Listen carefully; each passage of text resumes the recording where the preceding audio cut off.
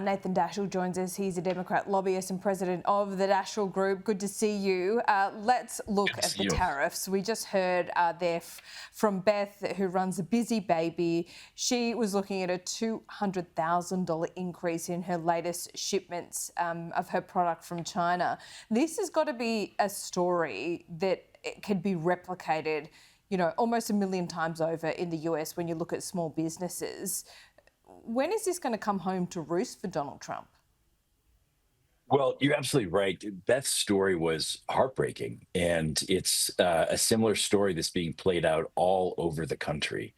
These tariffs are a disaster on two levels. First of all, there's just the policy of the tariffs. The policy of the tariffs are a movie that we've seen played out before, and it happened right before we went into the Great Depression. Unfortunately, there are not many people who are old enough to remember that. So we haven't carried this wisdom from past experiences forward. But we know what happens when you impose massive tariffs on the rest of the world. And it hurts everyone and hurts the United States. And Beth is a perfect example of that. But then second, there's the execution of the tariffs, this red light, green light.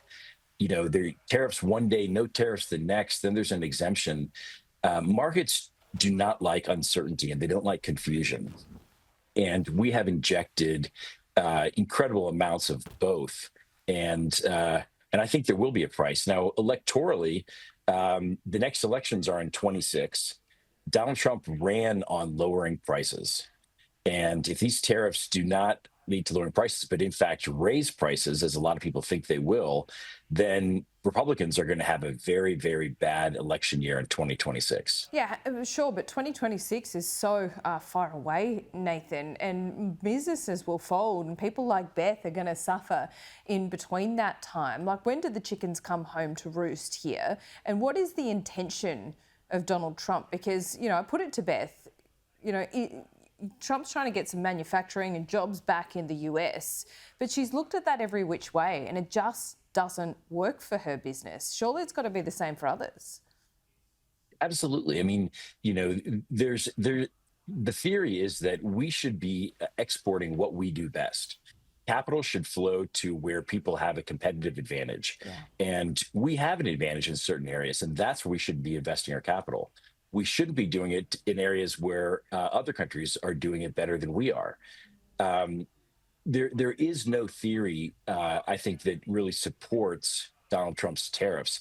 Now, you are right that the pain will be felt between now and 26. And 26 is a long way away for some sort of remedy or opportunity to rectify the situation. But I think in between now and then, if Republicans feel like they're going to lose the House of Representatives, the Senate probably not, but if they still think it's going to be a bad election year, then the political pressure will build on Donald Trump well before the 26 elections. Yeah, it certainly will, but even the midterms seem a long way away. But at the moment, Nathan, we've seen Elon Musk disagree with these tariffs and the art of the deal, if it is that. We've had Jamie Dimon and Bill Ackman. I mean, the list goes on. But what's lost in all this? Is it true that Congress can actually block Donald Trump right now from imposing these tariffs and they're just not willing to do so? So Republicans aren't willing to do so. It's a little bit of an open question, but I think most people think that Donald Trump has the authority right now to issue these tariffs. However, there is legislation in Congress that's bipartisan. I think there are 7 Republican senators, I think, who are in support of this, but it's legislation which would claw back that power and return it to Congress. Donald Trump has already said he would veto that legislation. And I don't know if Congress will get the 2/3 majority required to override the veto, but there are legislative efforts to return the power to Congress. Okay, but it would take, what, 3/4, a supermajority or something to do that, so it's unlikely. Yes, 2/3 of the Senate. Yeah, so what Republican early on in their this term, and with Donald Trump 2.0, would want to risk the next 4 years drawing his ire, right? Not many. Yeah, not many. Donald Trump has complete control of the Republican Party. Okay, it's just stunning to me that a lot of these billionaires, tech bros, those on Wall Street who supported Donald Trump to become president, surely they're questioning why they did that right now. Yes, because Beth said, your prior guest, that Donald Trump ran on tariffs, and that is true. But I don't think that anyone expected him to do it at this level and in this manner. I think both the degree and the manner in which he's executed these tariffs have come as a tremendous surprise to all Americans, but in particular the people who supported Donald Trump.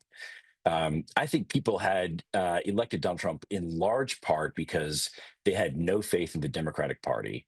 And President Biden's approval ratings were stuck in the 30s, which is a horrible place to be. And even though he wasn't on the ballot, it was bad for the Democratic brand.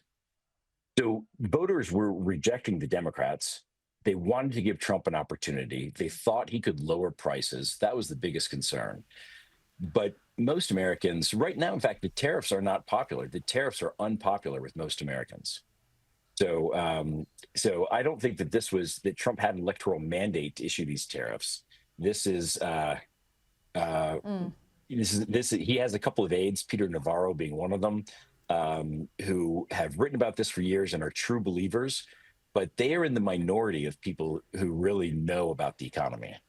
Yeah, sure. One final question here, given you're a Democrat lobbyist. You said the Democrats, certainly weren't trusted at the election. That's why they lost.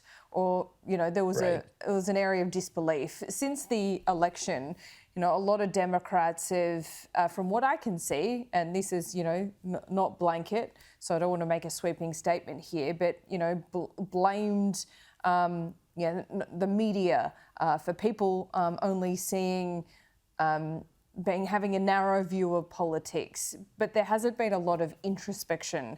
Is that introspection on the Democrat side starting to happen about where it failed as a party with their message and with their intention? I think there's quietly a tremendous amount of introspection. But I think that the people who ran Harris's presidential campaign, they don't have the incentive to be quite as honest about what went wrong as the rest of us. And I don't think that they have really come to terms with some strategic errors that they made. And the people who are advising former President Biden, just the same, I don't know if they don't see the world the way others see it, but a lot of them think that they don't think that he was a drag on the ticket. In fact, President Biden and some of his others think that he would have beaten Donald Trump had he still been the candidate in 2024, which I think is pure fantasy. But for people who were not involved in the campaign, there's a tremendous amount of introspection. There's a rebuilding. And in the ranks of leadership of the party, there's a lot of new blood. So I think over the next 2 to 4 years, the Democratic Party it'll go through a rebrand and really a renovation that is long overdue. Yeah, we will see.